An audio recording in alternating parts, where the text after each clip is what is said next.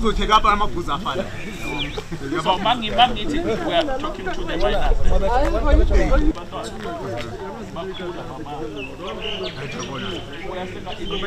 Go to your database because you have those people's files. So why don't you go? Kangenilala mama akarobala la nkutla ke reng ha ka robala mara manager wa mo anybody akamo a tlise monna ka phela ke tšho jalo ke matla phela.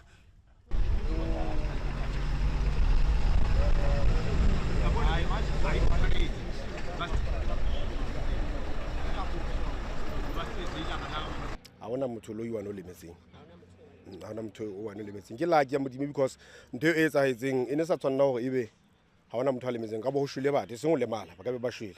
But I can tell you that there are parents here, they are very angry because the management of the mine were chasing us.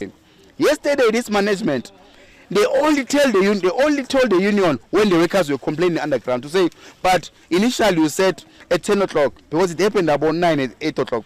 10 o'clock comrades will be out, workers will be out. At 10 o'clock the workers they are saying, but we're not out, it's 10 o'clock. They said, no, 2 o'clock you'll be out.